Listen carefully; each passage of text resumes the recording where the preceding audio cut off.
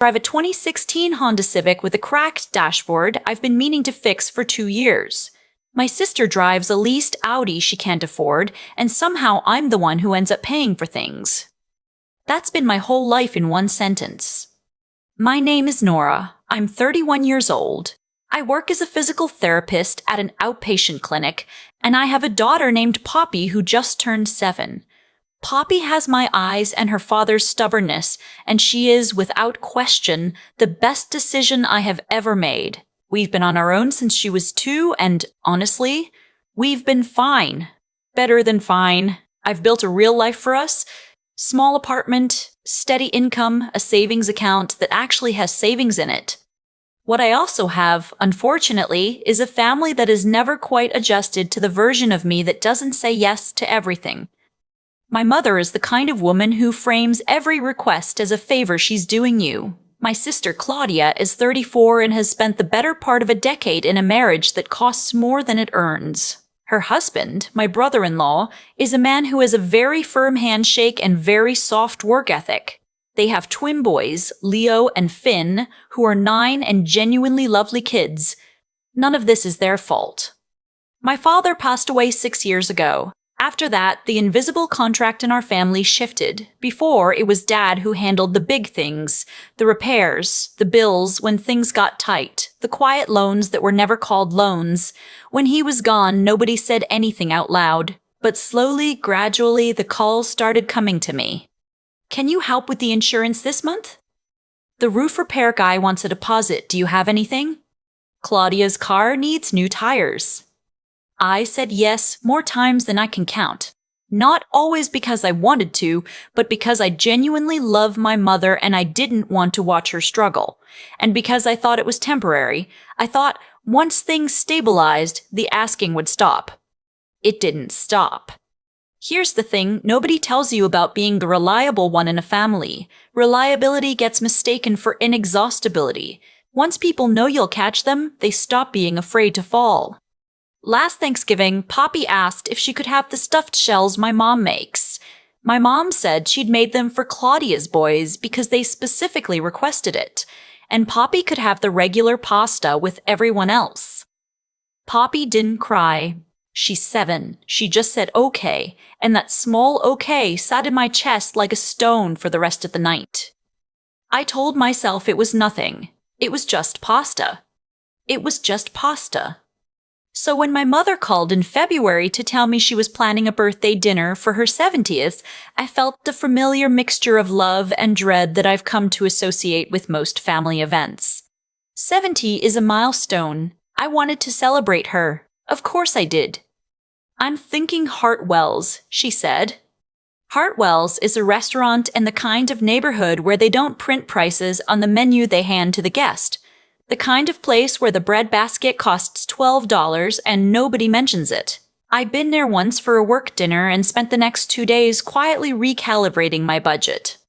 That sounds really nice, I said because it did sound nice and because I was already doing math in my head. I figured we'd all go together. You, me, Claudia, and Rob, the boys, and Poppy, of course. Who's covering the bill? I asked. I asked it directly because I'd learned, slowly, the hard way, that not asking directly costs more than asking. There was a pause. The kind of pause that means the question was supposed to be unnecessary. I thought we'd figure it out there, she said. I knew exactly what that meant. I said I'd come. I didn't say anything else. The week before the dinner, Claudia texted me asking if I could add her boys to my Costco membership because hers had lapsed. Then, 2 days later, she sent a follow-up text. Also, do you think you could spot Rob and me this month? We're between paychecks and the timing is just terrible. The amount she named was $400. I didn't respond that day. I stared at my phone and then I put it face down on the counter and I made Poppy her grilled cheese and I thought about the crapped dashboard on my Civic. I didn't send the money. I didn't say no either. I let it sit there, which is its own kind of answer. The night of the dinner, I dressed Poppy in the blue velvet dress she'd been asking to wear since Christmas. She did a spin in the kitchen and said, "I look fancy, right?" And I said, extremely fancy, and for a moment everything felt exactly like what it was supposed to be. A grandmother's 70th birthday, a little girl in a blue dress, a family dinner. Hartwell's is the kind of restaurant that has a person whose only job is to open the door for you. Poppy grabbed my hand when we walked in and whispered, "It smells expensive," and she wasn't wrong. My mother was already at the table with Claudia, Rob, and the twins. There were flowers on the table. My mother loves peonies, and someone had put a small arrangement right in the middle, pink and white and very pretty. I hugged my mother and told her she looked beautiful, because she did. "Nora, finally," Claudia said, even though we were 3 minutes early. We sat down. Poppy was next to me and across from Leo and Finn, who immediately started showing her something on a tablet. The noise level at the table rose and fell the way it always does with kids around, and for the first 15 minutes, everything felt genuinely fine. Then the menus came. Hartwell's does a prefixy option on weekends, but they also have an a la carte menu, and it is not timid about pricing. Poppy studied her menu with the focused expression she usually reserves for coloring pages. She pointed to the gnocchi. "Can I get this one?" "Let me look at that," I said. $26 for kids gnocchi. I looked at the portion description. I looked at Poppy's face, which was open and hopeful and completely unaware that this was anything other than a normal decision. "Sure, baby," I said. My mother ordered the branzino. Claudia ordered a pasta dish. Rigatoni with short rib, listed at $48. Rob ordered a ribeye. The twins each got separate entrees rather than splitting anything. I ordered the roasted chicken, medium tier. I did the math in my head without meaning to. Somewhere around the time the bread service arrived, Claudia leaned over to my mother and said something I wasn't meant to hear. I heard it anyway. "I was thinking, if we do the tasting menu, they let you box the extras." My mother glanced at the price. "That's $110 a person." "But you can take it home," Claudia said. "The boys would love to have the leftovers tomorrow." What happened next I want to describe carefully because I want to be accurate. My mother looked at Poppy, actually looked at her, evaluated something, and then said to Claudia, quietly but not quietly enough, "The kids can eat what they ordered. Poppy can have the gnocchi. That's enough for tonight." Claudia nodded, and then she flagged down the waiter and ordered the tasting menu for herself and Rob and told him to prepare 2 portions for Leo and Finn as well. 4 tasting menus plus Rob's ribeye that he apparently still wanted. I sat with that for a moment. Just sat with it. Poppy was still showing Leo something on the tablet. She hadn't heard, or if she'd heard, she hadn't understood what it meant. I was glad for that. I was also sitting with the specific quiet fury of understanding exactly what had just happened.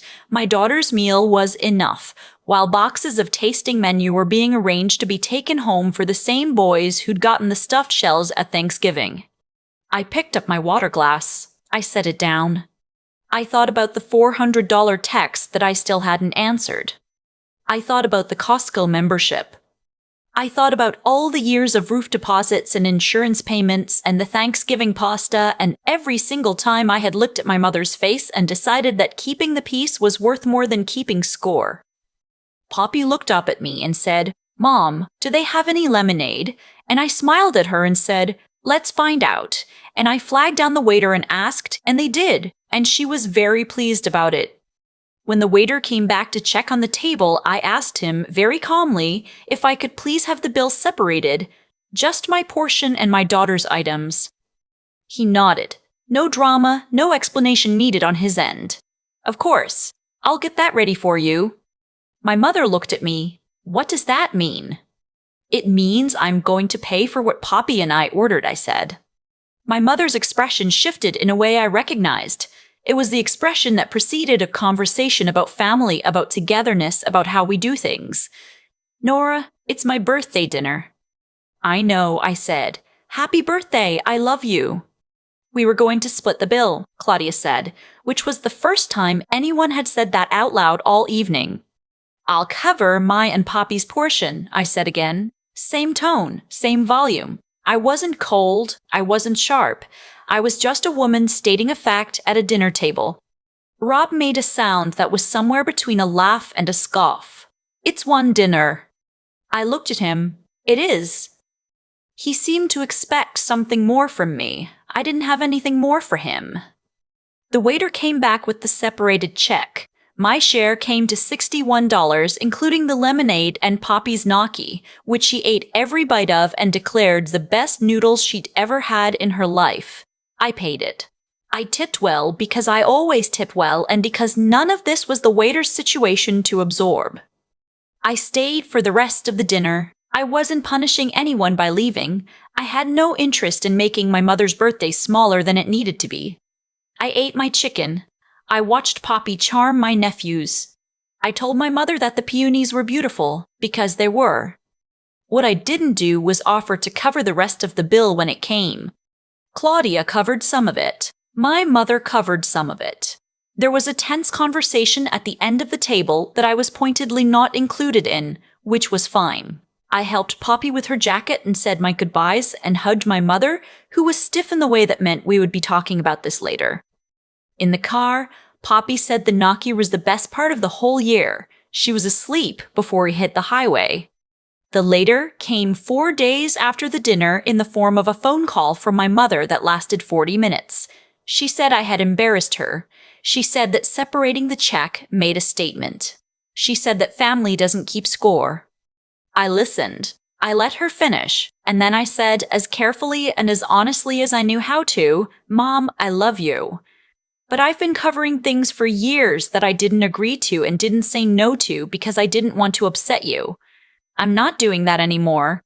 That's the only statement I made. She was quiet for a long moment. "Claudia said you didn't send her the money she asked for either." "That's right," I said. "I didn't."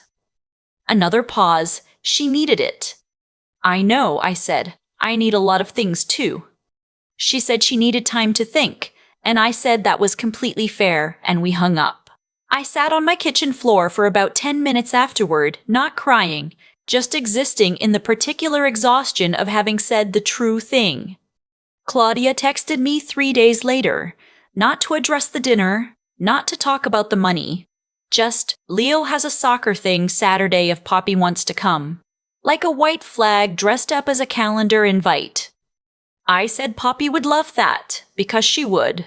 Because Leo and Finn are good kids, and Poppy loves them and none of this is their situation either. What I didn't say was, "Sure, and by the way, here's that $400 you asked for." Because I didn't send it. I haven't sent it. And for the first time in a long time, not sending it doesn't make me feel guilty. It just makes me feel like a person who knows what she can and can't afford, in every sense of that word. My mother called again last week. She wanted to tell me about a roofing estimate she'd gotten. I asked her to send it to me, and I said I'd look at it, and I meant it. I'm not gone from her life. I'm not burning anything down. I'm just done standing at a table where my daughter gets told her gnocchi is enough, while tasting menus get boxed up and taken home for everyone else. Love doesn't mean you get to be last. I think about Poppy in her blue velvet dress doing a spin in the kitchen. I think about her eating every single bite of those noodles and calling them the best of the year. She deserved to be there. We both did. And we didn't need anyone's permission to pay for exactly that. I keep coming back to the moment Poppy spun around in the kitchen in her blue velvet dress and asked if she looked fancy. That image keeps sitting with me, not because it was dramatic, but because it was so completely uncomplicated. She didn't know what the night was going to cost me. Not in dollars, but in the kind of clarity that takes years to arrive at and hurts a little when it finally does. For a long time, I confused loyalty with surrender. I thought that showing up for my family meant absorbing whatever they needed, whenever they needed it, without asking too many questions. That felt like love to me. It was what I'd been taught love looked like. But somewhere between the Thanksgiving stuffing shells that weren't for Poppy and the $400 text I couldn't bring myself to answer, I started to understand that what I'd been practicing wasn't love, it was a habit. And habits aren't the same as choices. What I did at that dinner table wasn't brave. I want to be honest about that. It was just a woman asking a waiter to separate a check. But it came from somewhere real. from the part of me that had been watching my daughter be quietly sorted into a lesser category at family tables for years, and had been telling herself it was nothing, it was just pasta, it was just one night. It takes a kind of clear-eyed honesty with yourself to finally say, no, it wasn't nothing, it was something. And I let it happen because I was more afraid of conflict than I was committed to her dignity. That's the part I sit with the hardest. Not what my mother said, not what Rob smirked, but the years I spent being smart enough to see the pattern and not strong enough to name it out loud. Because intelligence without the will to act on what you know is just a private grief. I understood for a long time that I was being treated as a resource more than a person. I tracked it, quietly, in the back of my mind. But I kept that understanding folded up and put away, because taking it out meant having a conversation I wasn't ready for. What changed wasn't the tasting menus or the napkins or the boxed leftovers for the boys. What changed was Poppy saying, okay, in that small voice at Thanksgiving, and me realizing I was teaching her something with my silence. I was showing her that some people at the table matter more than others, and that we are the kind of people who accept that. I couldn't keep teaching her that. So I stopped. Not loudly, not with a speech. I just paid for what was mine and stayed for the rest of the dinner and told my mother her peonies were beautiful because they were. And I drove home with my daughter asleep in the back seat, and I sat on the kitchen floor for a while, and I felt the specific exhaustion of a person who has finally decided to mean what she says. Poppy called those gnocchi the best noodles of the year. She deserved every bite. So did I. And I'm done apologizing for knowing that.